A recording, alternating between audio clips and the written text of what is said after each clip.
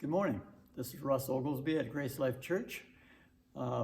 We wanted to share with you that last week we were in prayer and with the situation, I was reminded of Joseph in the book of Genesis, how he faced many different crises, and the way he responded to it, it brought blessing not only to him and his family, but it also brought blessings to the world.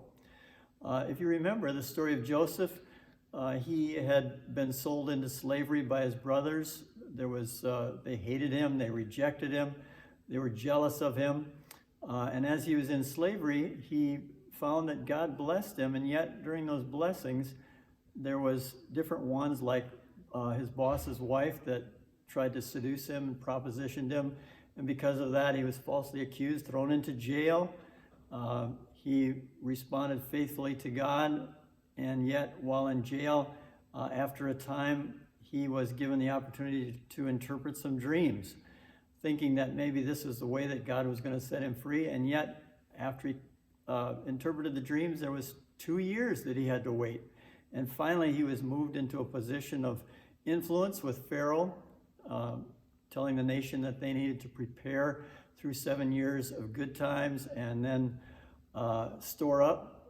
There was 7 years of famine, and Joseph was used of God to bless the nation of Egypt.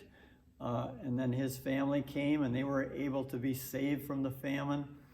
And in the end, he received his final test, where his brothers came before him, and he would have had opportunity, even in this position of power, to get revenge on not only his brothers, but on all the people that had slighted him in the times before that. But through it all, Joseph responded rightly to these tests, was faithful to trust God, and in that instance, God blessed and saved not only his family, but all that were present in that nation of Egypt, those that were in the world.